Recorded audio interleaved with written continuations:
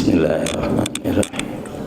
Assalamualaikum warahmatullahi wabarakatuh. Alhamdulillahirabbil alamin wassalatu wassalamu ala asyrofil anbiya'i wal mursalin nabiyina Muhammadin wa ala alihi wa sahbihi ajmain.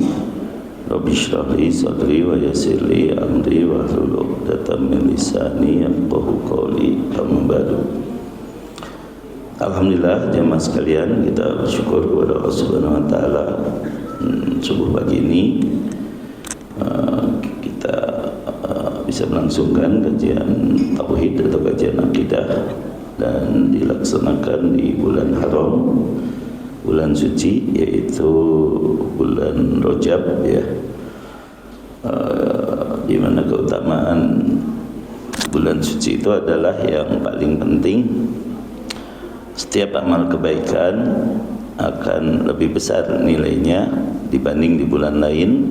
Demikian pula kedzaliman atau kedosaan akan lebih besar dosanya. Namun salah satu ujian atau fitnah yang terjadi di bulan haram itu malah berseliweran broadcast yang menganjurkan amal-amal yang tidak diajarkan Nabi, ya, seperti peringatan tertentu atau penentuan ibadah-ibadah tertentu. Hari pertama saum begini, hari kedua saum begini, terus hal-hal yang sebenarnya tidak ada tuntunannya. Maka yang paling penting di bulan haram ini adalah kita kerjakan saja amalan yang sudah biasa disunahkan oleh Rasulullah SAW. Misalnya kalau saumnya ya saum Senin Kemis, saum tengah bulan gitu, tapi pahalanya lebih besar daripada yang lain. Seperti sekarang juga ya, pengajian pahalanya lebih besar dari yang lain. Mungkin baca Al-Quran digiatkan lagi lebih banyak begitu ya. Jadi jangan malah bulan haram diisi dengan perbuatan-perbuatan bid'ah yang tidak dicontohkan Rasulullah SAW. Karena tadi kalau kebaikan dilipat gandakan, maka kedosaan juga akan lebih besar lagi, ya, lebih besar lagi dosanya, ya.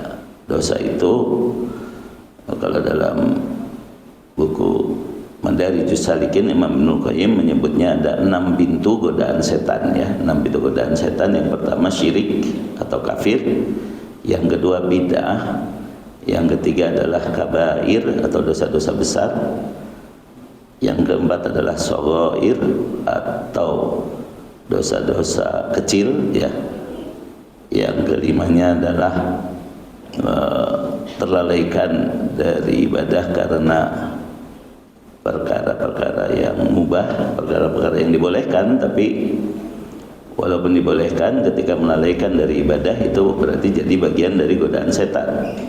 Dan yang keenam adalah kesalahan prioritas.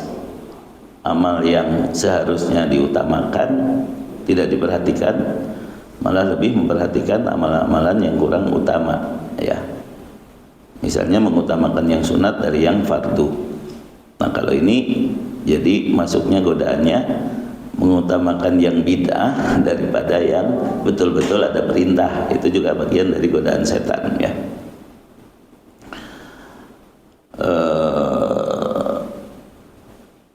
Tiga hal yang disebutkan dalam Al-Quran tentang godaan setan, yaitu surat ke-2 ayat 169 dan 170, ya. Kalau tadi kesimpulan dari Imam Ibnu Qayyim, ya, penulis buku Madarijus Salikin, 6 pintu godaan setan. Kalau menurut Al-Quran itu ada di surat ke-2 ayat 169 dan 170. Silakan Kang Odi. A'udzu billahi minasy syaithanir rajim. إنما يأمركم بالسوء والفحشاء وأن تقولوا على الله ما لا تعلمون وإذا قيل لهم اتبعوا ما أنزل الله قالوا بل نتبع ما ألفينا عليه آباءنا أولو كان آباؤهم لا يعقلون شيئا ولا يهتدون. Sesungguhnya setan itu hanya menyuruh kamu agar berbuat jahat dan keji dan mengatakan apa yang tidak kamu ketahui tentang Allah. Dan apabila dikatakan kepada mereka, ikutilah apa yang telah diturunkan Allah, mereka menjawab, tidak, kami mengikuti apa yang kami dapati pada nenek moyang kami. Padahal nenek moyang mereka itu tidak mengetahui apapun dan tidak mendapatkan petunjuk. Ya, jadi yang pertama godaan setan adalah bisu, melakukan maksiat, kejahatan. Disebut juga dalam ayat lain dolamu anfusahum, ya. Kemudian wal fakhsya, fakhsya itu adalah perbuatan yang akibatnya mencakup orang banyak, ya. Akibat kejahatan itu mencakup orang banyak, itu fahisyah, perbuatan keji. Walaupun ada beberapa amalan yang disebut perbuatan keji dalam Al-Quran, yaitu seperti zina, kemudian riba, dan pelit. Pelit itu termasuk perbuatan keji kalau dalam Al-Quran, ya. Namun fahisyah atau fakhsya menurut para ulama adalah lebih kepada bukan hanya akibat maksiat itu pada dirinya, tapi juga mencakup orang banyak, itu fahisyah, ya. Kemudian wa antaqulu 'alallahi ma la ta'lamun, lalu kamu berkata kepada Allah atau tentang Allah tanpa ilmu. Jadi menduga-duga, menetapkan sesuatu tentang Allah yang Allah sendiri tidak menetapkannya, ya. Makanya ini pentingnya mengetahui tauhid asma was sifat, karena walaupun itu adanya di pikiran awalnya, tetapi ketika itu jadi keyakinan, maka itu akan muncul dalam perbuatan yang akan menyengsarakan, ya. Kita menetapkan bagi Allah sesuatu tanpa ilmu, itu adalah godaan setan, ya. Yang keempatnya adalah mengikuti nenek moyang, walaupun nenek moyang itu jauh dari syariat, ya, jauh dari ketentuan Allah dan Rasulnya, ya. Baik zaman dulu, zaman Rasulullah SAW, orang-orang Quraisy ketika ditegur, kenapa kalian menyembah patung? Kan ini nenek moyang kami begini, ya. Kalau orang sekarang, kenapa kalian mengadakan hajat bumi? Kenapa kalian mengadakan hajat gunung, hajat laut? Ya.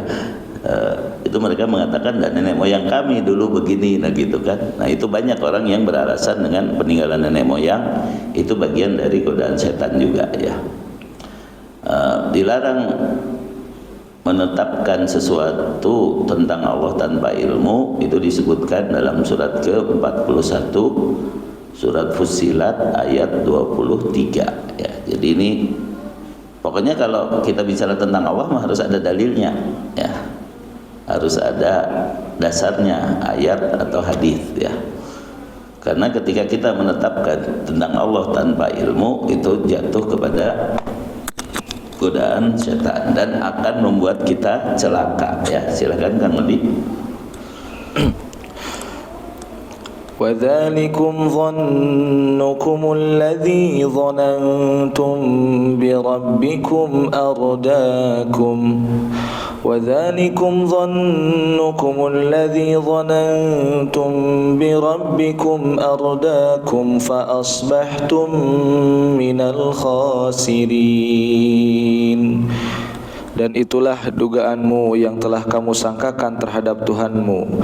Dugaan itu telah membinasakan kamu, sehingga jadilah kamu termasuk orang yang rugi. Nah, jadi menetapkan sesuatu yang gaib, terutama mensifati Allah tanpa ilmu, itu akan mencelakakan diri kita, ya. Maka perhatikanlah ucapan, ya. Perhatikanlah pikiran kita, perhatikanlah niat kita, perhatikan juga amal kita, apakah itu didasari ilmu. Yang dimaksud ilmu itu adalah Al-Quran dan As-Sunnah, lain sugan jeung cenah ya. Jadi yang dimaksud ilmu adalah petunjuk dari Allah dan Rasulnya, itu baru disebut ilmu ya. Jadi menetapkan bagi Allah tanpa ilmu berarti tanpa dalil. Begitu pula ketika mengatakan, berfikir, meniatkan atau berbuat tanpa dasar Al-Quran dan As-Sunnah, itu sudah melakukan sesuatu tanpa ilmu, dan ini yang akan merugikan kita ya. Faman ya'mal mithqala dzarratin khairan yarah wa may ya'mal mithqala dzarratin syarran yarah. Siapa yang beramal walaupun sebesar debu kebaikan, dia akan melihatnya ya. Niat saja itu sudah jadi amal. Jadi kalau niat baik dapat 1 kebaikan. Nah, kalau dilaksanakan dapat 10 kebaikan. Kalau niat buruk belum dicatat, tapi ketika dilaksanakan dapat 1 dosa ya. Nah, kata sahabat Abdullah bin Mas'ud radhiyallahu anhu dan yang lain, celakalah orang yang ghalabat ahaduhu asyaratihi, yang dikalahkan oleh amal yang dikalikan 1 ya. Amal yang dikalikan 10 dikalahkan oleh amal yang dikalikan 1. Berbuat baik itu 10 pahala, berbuat jahat itu 1 dosa. Tapi karena yang 1 itu banyak, akhirnya mengalahkan yang dikalikan 10. Dia celaka, dia masuk neraka.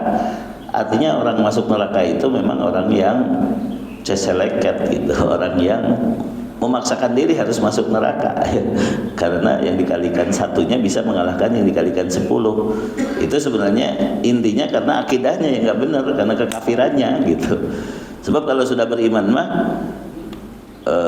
ya itu tadi, dosanya masih bisa diampuni, amal kebaikannya dikalikan 10 gitu kan, amal kejahatan juga dikalikan 1 dan masih bisa diampuni kan gitu. Jadi istilahnya mah merekedeweng atau seseleket kalau kata orang Sunda mah. Udah jelas dihalangi masuk neraka, tetap masuk juga. Kata Rasulullah SAW, aku menghalangi kalian dari api, tapi kalian lari berterbangan kepada api seperti laron. Laron itu apa ya? Siraru ya. Siraru itu ya tetap aja kalau ada lampu tetap aja ngejar walaupun dia mati dan gitu. Itu kelakuan umat Rasulullah SAW itu banyak yang begitu, kata Rasulullah SAW sendiri ya gitu, memaksakan diri masuk neraka istilahnya ya. Nah oleh karena itu di bagian akhir buku ini berbicara tentang hal yang merusak, hal yang menghilangkan tauhid. Tapi sebelum itu surat ke-17 ayat 36 menjelaskan jangan kamu ikuti segala sesuatu yang tidak ada ilmunya padamu. Artinya segala sesuatu yang tidak jelas mana ayatnya, mana hadisnya, sudah jangan kamu ikuti, karena itu akan membuat kamu tidak bisa bertanggung jawab di akhirat. Begitu ya. Silakan Kang Odi. 17 surat Al-Isra ayat ke-36 ya. ولا تقف ما ليس لك به علم إن السمع والبصر والفؤاد كل أولئك كان عنه مسؤولا. Dan janganlah kamu mengikuti sesuatu yang tidak kamu ketahui, karena pendengaran, penglihatan dan hati nurani semua itu akan diminta pertanggungjawabannya. Jadi semua akan diminta pertanggungjawabannya ya. Nah, di antara hal-hal yang mengurangi atau merusak tauhid adalah yang pertama, mengaku mengetahui yang gaib dengan membaca garis telapak tangan ya, palmistry kalau istilah kerennya mah ya. Membaca air pada cangkir ya. Itu diajarin di sekolah sihir Hogwarts ya, membaca teh ya, membaca daun teh ya kepada Harry Potter itu malah diajarin kayak gitu ya, karena memang ya itu bagian dari ilmu sihir ya. Mempelajari ilmu nujum dalam arti astrologi ya, bukan astronomi ya, karena saya dulu sekolah di astronomi. Astrologi, membaca ramalan bintang Sagittarius misalnya, suka malah males-malesan. Bintang Virgo biasanya romantis tapi bodoh ya. Bintang Scorpio suka ngerekam. Bintang Libra suka banyak timbang sana timbang sini. Jadi kayak keren orang tuh kalau ngobrol, saya memang Virgo dan dia Libra, jadi kami cocok. Oh kayaknya keren gitu kan, dari mana itu dasarnya gitu kan. Jadi udah itu nggak boleh itu ya,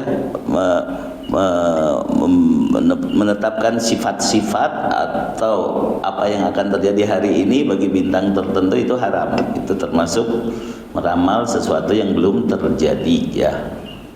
Kalau dulu ahlinya itu namanya Empeh Wong Kamfu ya, orang-orang dulu pada hafal. Penerusnya sekarang namanya Putri Wong Kamfu gitu. Membaca horoskop, membaca apa namanya tuh, ramalan bintang atau astrologi, itu termasuk haram. Atau dengan cara yang lain, kalau sekarang ada yang disebut kartu tarot ya. Kartu tarot misalnya buka, waduh ini mah alamat celaka, waduh ini alamat romantis tadi, waduh ini alamat mati misalnya. Ada itu kartu tarot sampai begitu ya, disuruh milih, disuruh buka gitu kan. Terus ada lagi cara ya diramal, misalnya kamu lahir hari apa, terus pasarannya apa, biasanya minta lengkap itu, lengkap hari dan pasaran ya, seperti Rabu Kliwon, Selasa Wage, Senin Paing ya, kayak begitu. Kalau orang Jawa itu harus lengkap ya dengan pasarannya. Kemudian ditanya nama ibunya siapa namanya, wah kayak pegawai bank aja gitu kan. Kalau dukun yang nanyakan tanggal lahir, hari lahir sama nama ibu, itu berarti itu sudah jelas dukun yang bakal meramal kita dengan hal-hal yang terlarang ya. Mengobatinya juga dengan itu ya. Kan suka ada ya kalau kita berobat lalu ditanya ya nama ibunya siapa, tanggal lahirnya kapan, harinya hari apa, nah gitu kan. Nah ya, kalau di bank jelas keperluannya ya, supaya tidak salah gitu. Kalau di bank ditanya nama ibu itu jelas gitu ya. Tapi kalau dukun mah itu maksudnya untuk meramal atau mengobati dengan cara-cara tertentu berdasarkan kelahiran tertentu ya. Jadi sekarang nih yang akan muncul berseliweran, yaitu berdasarkan shio. Shio itu apa? Shio itu simbol dari 1 tahun menurut penanggalan Cina. Shio-nya shio apa gitu kan tahun depan. Mungkin sekarang sudah didengung-dengungkan, awas nih ada shio bebek misalnya gitu. Saya juga nggak tahu lah sekarang shio apa, nggak ngikutin gitu kan. Dalam shio ini harus banyak begini. Nah itu ramalan juga. Jadi sekarang sudah mulai ada spanduk Happy Lunar Year gitu kan. Padahal secara astronomi kalender Cina itu tidak bisa disebut lunar year ya. Kenapa? Karena mereka masih menggabungkan antara penanggalan bulan dengan penanggalan matahari ya. Itu mirip kalender Yahudi. Kalender Yahudi juga tidak murni kalender bulan, kalender Komariah ya, karena mereka masih menambahkan ya bulan yang tertentu di tahun tertentu untuk menyesuaikan dengan penanggalan matahari ya. Makanya walaupun mereka mengaku penanggalan bulan, tapi jatuhnya tanggal 1-nya kalau nggak di Januari ya di Februari gitu kan. Artinya masih termasuk mendekati tahun Masehi gitu kan. Nah nanti kalau sudah masuk Februari, nanti tahun depan dia tambahkan lagi ya 1 bulan supaya menyesuaikan dengan tanggal Masehinya gitu kan. Nah itu disebut lunisolar kalau dalam ilmu penanggalannya. Penanggalan itu ada 3 macam, ada solar, ada lunar, ada lunisolar. Lunisolar itu penanggalan bulan yang ditambahkan bulan kabisat supaya nanti menyesuaikan dengan penanggalan mataharinya ya. Yang murni penanggalan bulan hanya Islam yang disebut kalender Komariah atau kalender Hijriah ya. Tapi kita tidak menyebutkan penanggalan bulan, kita menyebutnya ya penanggalan Hijriah saja karena sudah ada namanya dari Umar bin Khattab radhiyallahu anhu bahwa awal tahun Islam adalah sejak hijrahnya Rasulullah SAW, dan itu penetapan disebut sebagai sunnah khulafaur rasyidin ya. Khulafaur rasyidin itu ada 4, Abu Bakar, Umar, Utsman, Ali radhiyallahu anhum. Kalau mereka menetapkan sesuatu walaupun Rasulullah SAW waktu itu belum menetapkannya, asal yakin bahwa yang menetapkannya adalah mereka, maka itu boleh kita ikuti berdasarkan hadis alaikum bisunnati wa sunnati khulafa'ir rasyidin al-mahdiyina min ba'di. Contoh lain sunnah khulafa'ur rasyidin itu yaitu nanti di bulan Ramadan kita tarawih berjamaah tiap malam sampai akhir bulan, itu ditetapkan oleh Umar bin Khattab radhiyallahu anhu. Rasulullah SAW melaksanakan tarawih hanya 3 hari berjamaah. Tapi Umar bin Khattab ketika melihat orang masing-masing sholat malam di masjid, lalu menyuruh jadikan satu imam, Ubay bin Ka'ab yang jadi imam, jangan masing-masing sholatnya. Nah itu berarti ditetapkannya oleh khalifah, berarti itu sunnah juga, karena perintah Nabi alaikum bisunnati wa sunnati khulafair rasyidin ya. Nah itu ya, harus mengerti ada hal-hal yang sifatnya tidak persis, tidak tepat terjadi di zaman Rasulullah SAW, cuma ada dasarnya. Nah, dasarnya yaitu terjadi di zaman Khulafaur Rasyidin. Makanya kalau misalnya kita ingin mengukur suatu perkara itu bid'ah apa enggak ya, misalnya dulu saya pernah di Masjid Darut Tauhid ditanya oleh seorang ibu-ibu, Ustadz, kalau tahlilan itu bid'ah apa bukan? Nah, sekarang gini aja Bu, itu Rasulullah SAW ketika wafat ada tahlilan 3 hari, 7 hari, 40 hari, 100 hari enggak? Enggak tahu. Lah enggak usah bilang enggak tahu, ada apa enggak ya, pasti enggak ada gitu. Lalu Abu Bakar ditahlilin enggak? Enggak. Umar ditahlilin enggak gitu kan. Utsman, Ali enggak, semuanya enggak. Ya sudah, kalau tidak ada di zaman Nabi dan tidak ada di zaman Khulafaur Rasyidin lalu diniatkan ibadah, itu pasti bid'ah gitu. Jadi minimal dasarnya adalah ada di zaman Khulafaur Rasyidin saja sudah gitu. Itu sudah cukup sebenarnya gitu kan. Ya. Jadi jangan, ya itu tadi, jangan salah prioritas. Yang sudah jelas ada perintahnya aja nggak dilakukan, lalu sekarang bikin lagi amalan-amalan baru seperti sekarang di bulan Rajab, hari pertama pahalanya hari kedua udah aja, udah jelas Senin Kemis aja atau saum nanti tengah bulan gitu, udah jelas itu ada perintahnya. Terus doa-doa tertentu ya, doa-doa tertentu, hari pertama doanya begini, hari kedua doanya begini, udah jelas aja.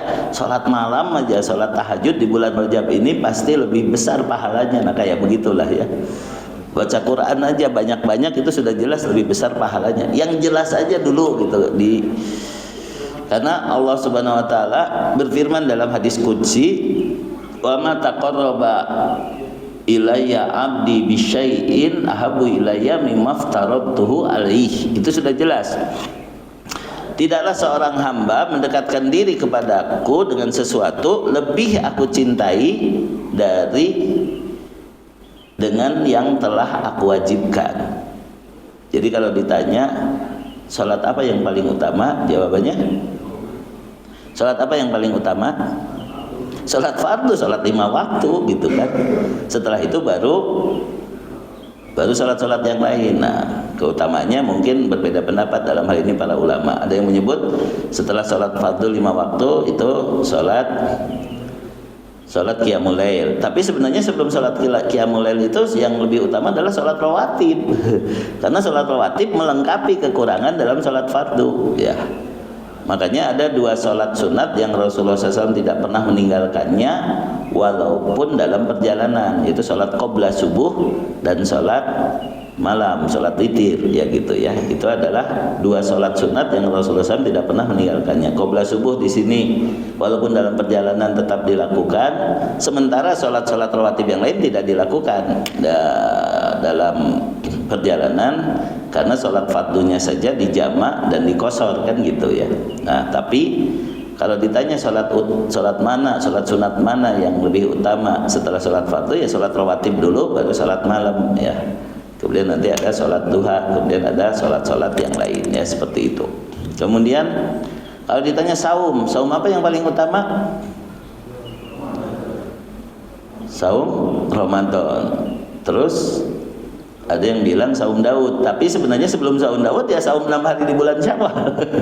Karena 6 hari di bulan Syawal melengkapi saum Ramadan dan pahalanya mengalahkan saum Daud dari sisi pahala ya. Kenapa? Orang yang saum di bulan Ramadan sebulan penuh diikuti dengan saum 6 hari di bulan Syawal sama dengan saum selamanya, saumud dahr. Walaupun saumud dahrnya terlarang. Saum tiap hari nggak berhenti itu terlarang. Tapi pahalanya didapat dengan saum di bulan Ramadan 30 hari ditambah saum Syawal yang 6 hari gitu. Sementara saum Daud kan sehari saum sehari tidak, sehari saum sehari tidak, berarti pahalanya ya seperti itu. Pahalanya hanya setengah tahun. Kalau saum Ramadan pahalanya setahunan ditambah dengan 6 hari bulan Syawal itu ya. Nah ini dari sisi kita jangan salah prioritas. Godaan setan nomor 6 itu adalah suka salah prioritas. Manusia suka salah prioritas. Cul dog tinggal igel, itu kata orang Sunda ya, cul dog tinggal igel. Tapi setelah kita ngaji sunnah ya dog nanti menang, igel nau gitu menang gitu kan. Tapi ini peribahasa ya, peribahasa yang pokok ditinggalkan, yang kurang pokok didahulukan. Nah itu ya, cul dog tinggal igel, itu peribahasa Sunda ya. Jangan dilihat apa namanya, harfiahnya ya, karena tadi dog nau gitu menang, igel nau gitu menang, lamun ngaji mah gitu. Seperti asaka gunturan madu karak-karakan menyan putih. Menyan kalau di kita mah konotasinya negatif kan gitu, digunakan untuk sesajen dan lain sebagainya. Tapi kalau di Saudi sana mah menyan biasa aja digunakan untuk pengharum ruangan gitu. Kalau di sini kan digunakan sesajen ya. Tapi kita lihat artinya apa. Kalau kita mendapatkan sesuatu yang menggembirakan, saking gembiranya kita mengatakan asaka gunturan madu karak-karakan menyan putih. Padahal pun betul-betul disiram madu segentong kita juga nggak enak gitu kan.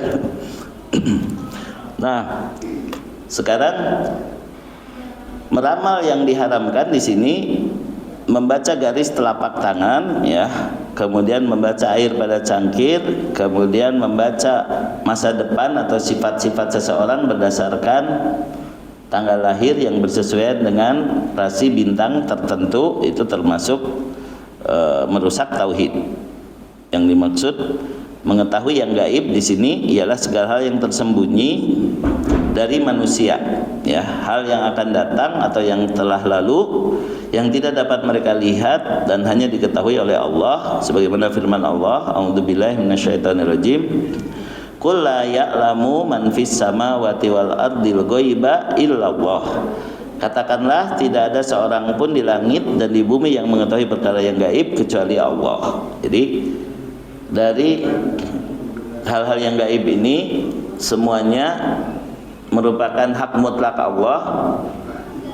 Dan ada 5 perkara yang kalau seseorang mengaku mengetahui atau meramalkan sesuatu dari 5 perkara tadi, dia telah bertindak menandingi Allah.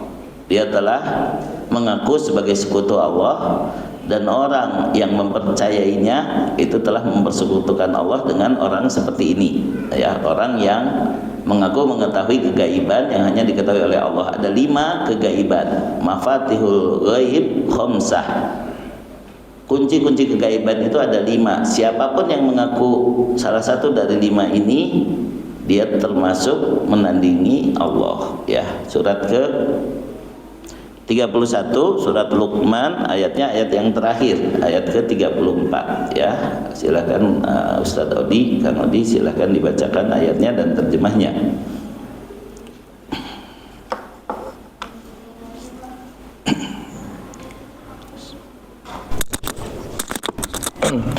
Inna Allah 'indahu 'ilmus sa'ah وينزل الغيث ويعلم ما في الأرحام وما تدري نفس ماذا تكسب غدا وما تدري نفس بأي أرض تموت إن الله عليم خبير. Sesungguhnya hanya di sisi Allah ilmu tentang hari kiamat, dan Dia yang menurunkan hujan dan mengetahui apa yang ada dalam rahim, dan tidak ada seorang pun yang dapat mengetahui dengan pasti apa yang akan dikerjakannya besok, dan tidak ada seorang pun yang dapat mengetahui di bumi mana dia akan mati. Sungguh Allah Maha mengetahui, Maha mengenal. Ya, jadi hati-hatilah terhadap orang yang memberitakan salah satu dari 5 perkara ya, tentang kapan kiamat terjadi. Ya, itu pernah heboh kan di tahun 2012 ya. Kiamat akan terjadi tanggal 12 bulan 12 2012, padahal itu iklan film ternyata ya, film 2012 ya.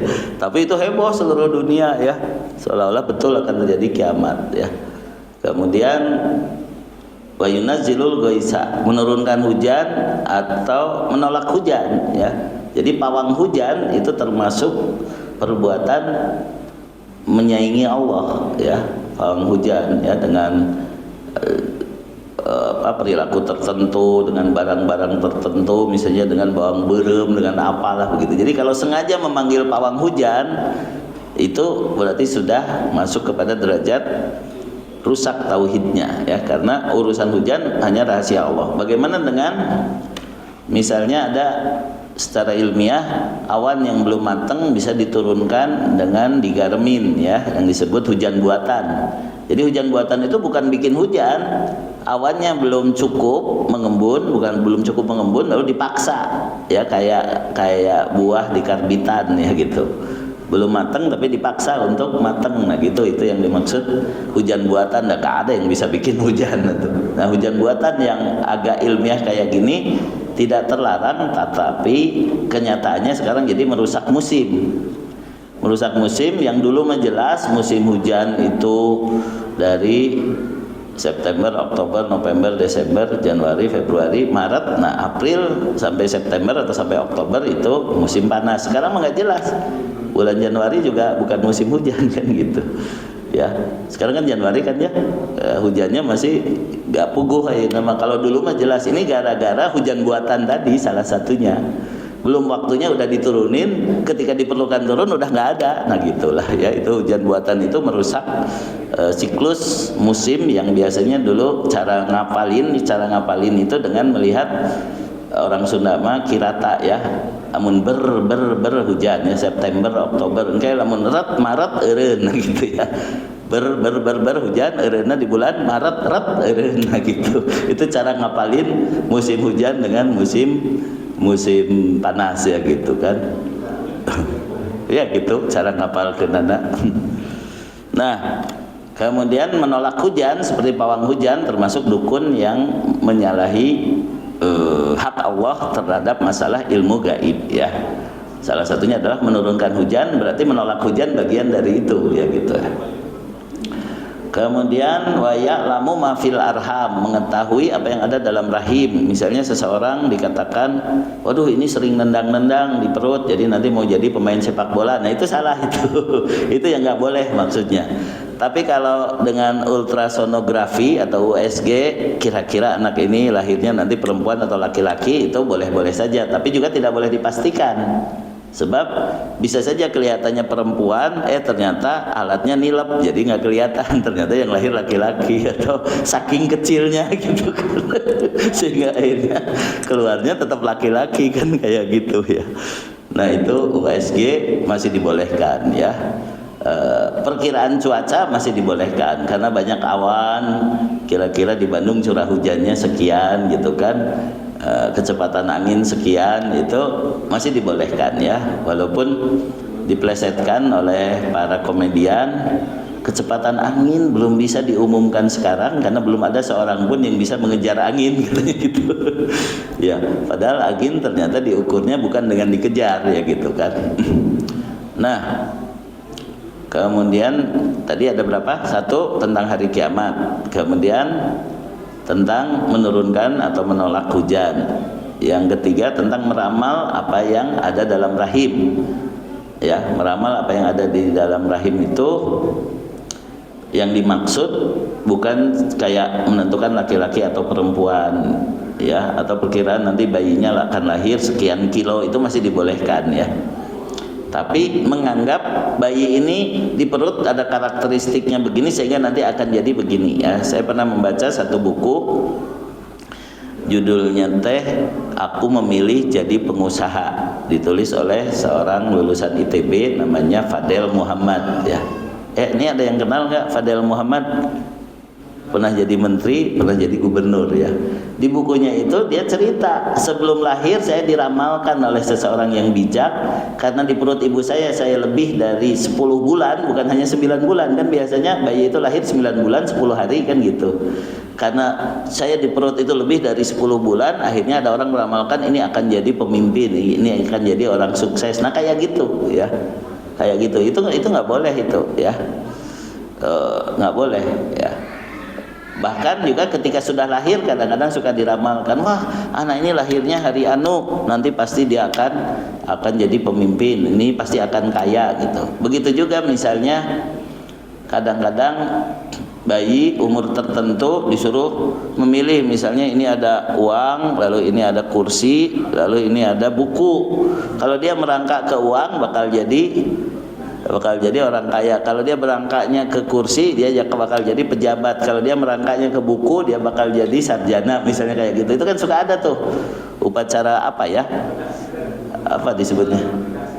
Nah, itu mirip dengan itu, mirip dengan meramalkan yang di dalam rahim. Cuma walaupun ini sudah lahir, itu bentuknya adalah meramal masa depan, yaitu melanggar yang keempat, yaitu wa matadri nafsum mada taksibu goda.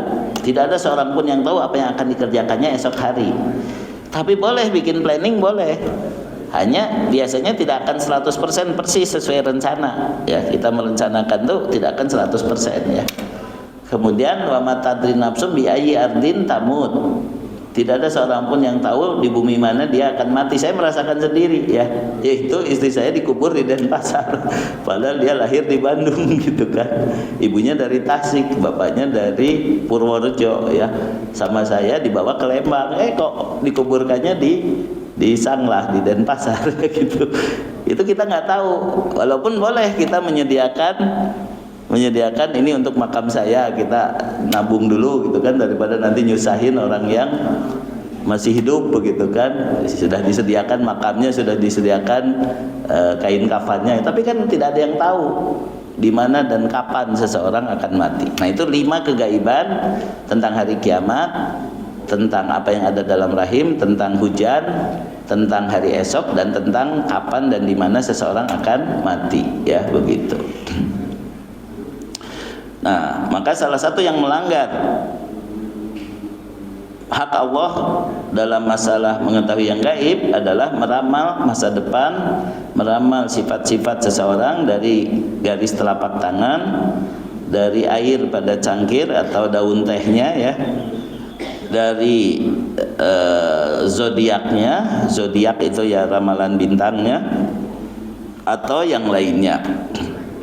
Tidak ada yang mengetahui perkara gaib selain Allah. Kadang Allah memperlihatkan perkara gaib yang dikehendakinya kepada para rasulnya untuk sebuah hikmah dan kemaslahatan. Allah Ta'ala berfirman, Alimul ghaibi fala yudhiru ala ghaibihi ahada illa man irtada mir rasul. Dia adalah Rabb yang mengetahui yang gaib, maka dia tidak memperlihatkan tentang yang gaib itu kepada seorang pun kecuali kepada Rasul yang dia ridhoi. Ya, Syekh Shalih Fauzan menjelaskan, Rasul di sini ada 2 macam. Rasul dari kalangan manusia, yaitu para nabi dan rasul yang kita kenal alaihimussalatu wassalam, dan Rasul dari kalangan malaikat. Ya, Rasul dari kalangan malaikat seperti malaikat Jibril diberi perintah untuk menyampaikan wahyu kepada para nabi dan rasul. Kemudian ada malaikat yang bertugas mengatur turunnya hujan. Nah, itu kan berarti kan memang diberitahu tentang satu perkara gaib, yaitu perkara hujan. Ada malaikat yang menuliskan takdir seseorang sebelum lahir. Dia tahu kan, Allah tahu seseorang ini akan jadi apa. Lalu malaikat yang nulis itu juga tahu, tapi nggak akan beja-beja. Disogok berapapun nggak akan bisa kita sogok gitu. Dulu kamu nulis apa sih waktu saya umur 120 hari di kandungan, tapi malaikat itu tahu. Karena Allah memerintahkan, tuliskan dia begini, begini, begini. Nah itu. Jadi ada rasul dari kalangan manusia, ada rasul dari kalangan malaikat, ya. Artinya Allah tidak akan memperlihatkan hal gaib kecuali kepada siapa yang dia pilih untuk menyampaikan risalahnya, yaitu para rasul. Dia akan menampakkan untuknya hal yang gaib yang dia kehendaki. Sebab bukti kenabiannya ialah adanya mujizat-mujizat yang diantara mujizat itu berupa pengetahuan tentang hal gaib yang Allah perlihatkan kepadanya. Bukan semuanya ya, hanya yang Allah izinkan ya. Dan hal ini berlaku umum untuk semua rasulnya, baik rasul dari kalangan malaikat maupun rasul dari kalangan manusia. Ada rasul tertentu yang diberitahu tentang kegaiban dengan izin Allah, dan Allah tidak akan memperlihatkannya kepada selain kedua rasul tadi, rasul dari kalangan manusia yaitu para nabi dan rasul. Dan untuk kita rasulnya sudah jelas, yaitu Rasulullah Muhammad Sallallahu Alaihi Wasallam. Jadi kalau ada beritanya dari Quran dan Sunnah, maka perkara gaib itu kita percaya. Tapi kalau bukan dari Quran dan Sunnah, maka harus diragukan. Sebab ada juga dukun-dukun, peramal-peramal yang memperkirakan masa depan, tapi itu hasil nyuri berita dari langit. Jadi malaikat ngasih tahu, setan ikut mencuri dengar lalu menyampaikan kepada dukun-dukun, dan ditambah 100 kebohongan. Ya, contohnya ramalan Nostradamus kalau di Eropa ya. Ramalan Nostradamus itu sering dijadikan rujukan oleh para peramal. Kalau di Indonesia itu ramalan Joyoboyo biasanya yang dipakai rujukan ya. Atau juga ya dalam pelajaran orang-orang yang mempelajari kejawen itu ya. Itu banyak misalnya pari rimbon yang disebut betal jemur ya. Betal jemur itu pari rimbon tentang ramalan-ramalan juga ya. Bahkan juga ada ramalan-ramalan yang ditulis dengan huruf Arab ya, seperti di buku Tajul Muluk. Tajul Muluk itu ramalan-ramalan juga ya, walaupun namanya bagus. Atau buku Mujarobat ya. Mujarobat itu isinya ramalan-ramalan dan sihir-sihir yang terlarang sebenarnya dari sisi akidah tauhid ya. Hanya kadang-kadang ya gitu, masyarakatnya kan ini mah dari pesantren, ini tulisannya Arab ya, tetap aja ya. Syamsul Ma'arif, ini buku-buku sihir yang judulnya Arab. Buku-buku sihir, buku-buku ramalan yang judulnya Arab, banyak orang tidak tahu karena diajarkannya bahkan di pesantren. Ya, 3 buku itu yang paling populer di kalangan santri. Mujarobat, terus apa tadi? Tajul Muluk itu tentang tanggal anu untuk berdagang, tanggal anu untuk menikah, tanggal anu untuk anu gitu kan, itu Tajul Muluk ya. Kemudian ada Syamsul Ma'arif. Kalau Syamsul Ma'arif ini lebih lengkap ya. Misalnya kalau ada perempuan yang menolak kita ya sampai meludah gitu ya, ambil air ludahnya ya. Kemudian setelah itu bungkus dengan kain. Kemudian puasaan 7 poe. Kemudian setiap hari kita baca idqala Yusufu li abihi ya abati ini ra'aitu ahada asyara kawkaba wasyamsa wal qamara ra'aituhum li sajidin, sambil membayangkan dia nanti sujud ke kita ya. Nanti dia akan kelepek sujud, mati aja gitu.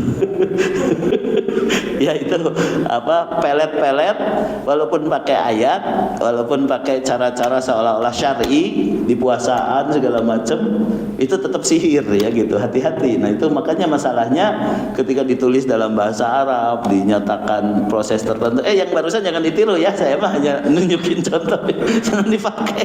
Itu mah hanya saya nunjukin contoh gitu. Jangan-jangan Ustadz kemarin dapat istrinya dengan cara itu, enggak lah gitu kan, enggak lah gitu.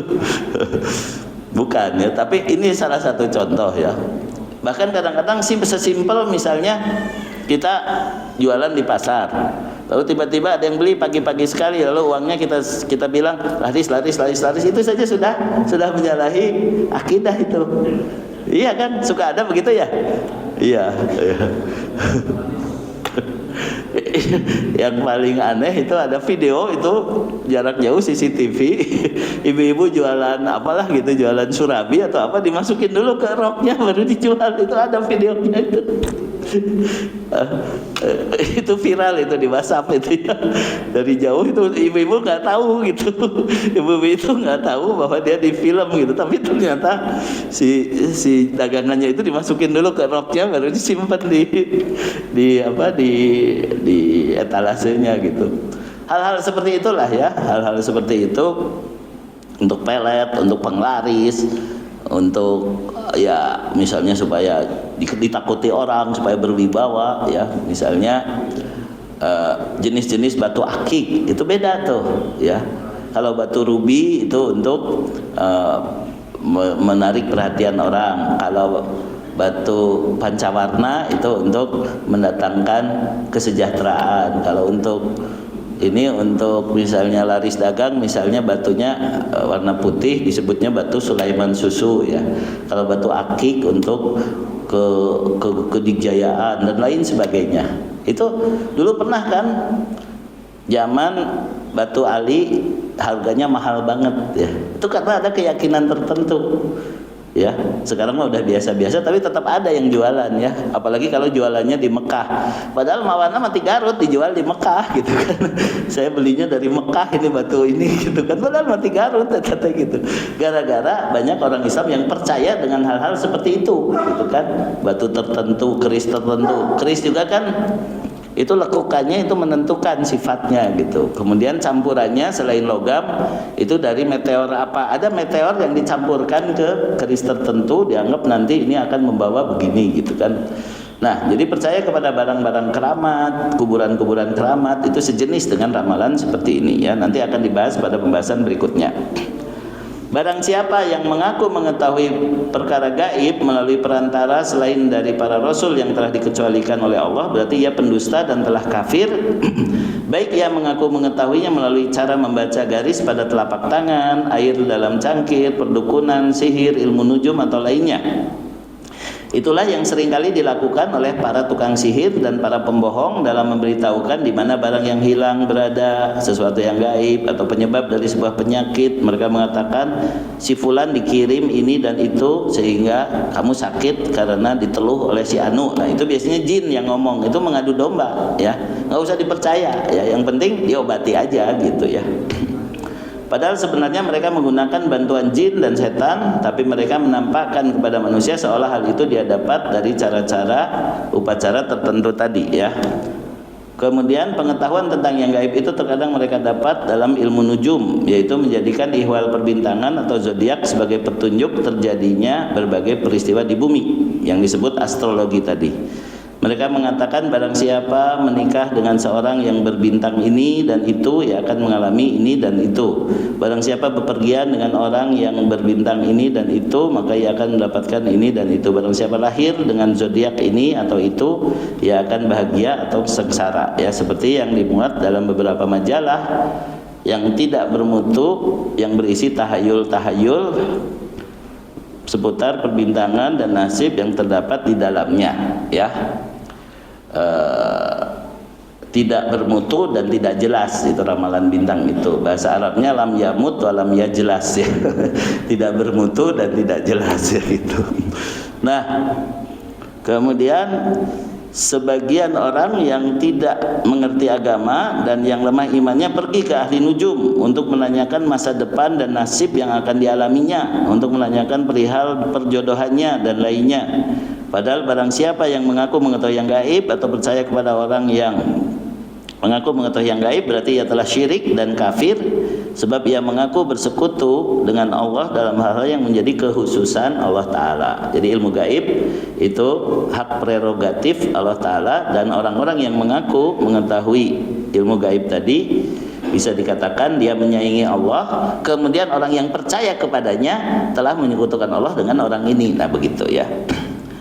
Bintang-bintang hanyalah makhluk yang tunduk kepada Allah. Ia tidak memiliki kuasa sama sekali. Ia juga tidak dapat menunjukkan kesengsaraan atau kebahagiaan seseorang, juga kematian atau kehidupannya. Ini semua tidak lain hanyalah ulah setan yang mencuri pendengaran, ya. tentang takdir Allah yang ditambah 100 kebohongan tadi ya dalam hadis ya. Kemudian seluruh bintang itu walaupun nun jauh di sana itu diciptakan untuk kepentingan manusia ya. Bukan untuk mengatur ya, mengatur nasib manusia, bukan ya. Surat ke 31 surat Luqman ayat 20 ya. Semua yang di langit, semua yang di bumi ditundukkan oleh Allah untuk kepentingan kita ya, bukan kita yang harus tunduk kepada mereka ya. Silakan Ustaz Odi. ألم تروا أن الله سخر لكم ما في السماوات وما في الأرض وأسبغ عليكم نعمه ظاهرة وباطنة ومن الناس من يجادل في الله بغير علم ولا هدى ولا كتاب منير.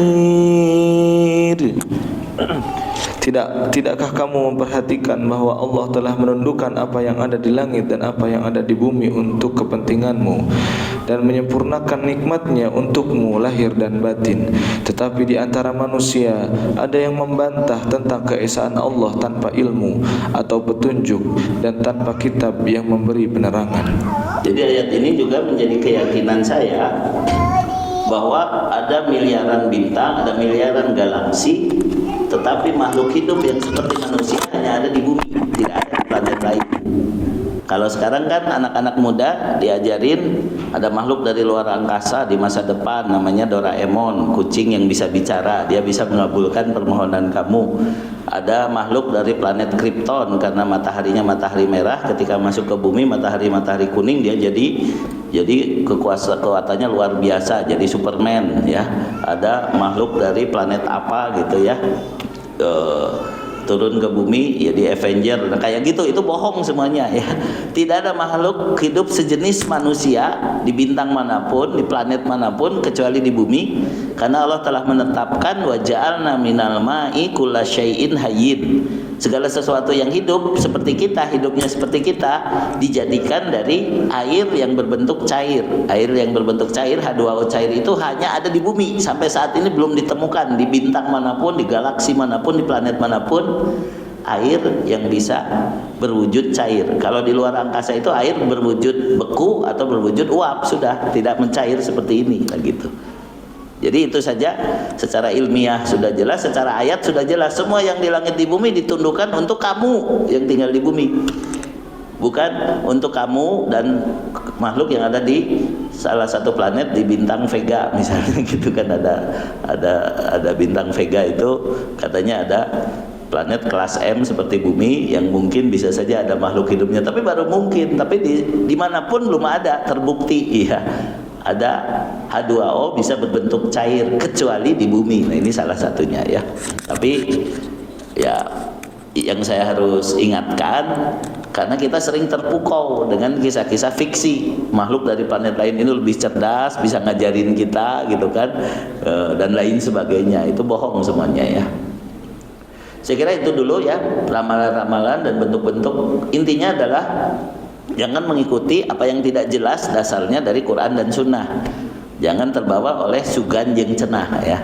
Harus yakin Quran dan Sunnahnya begini, lalu kita tahu bahwa cara memahaminya benar. Nah itu baru kita percaya, kita jadikan akidah, kita jadikan keyakinan ya.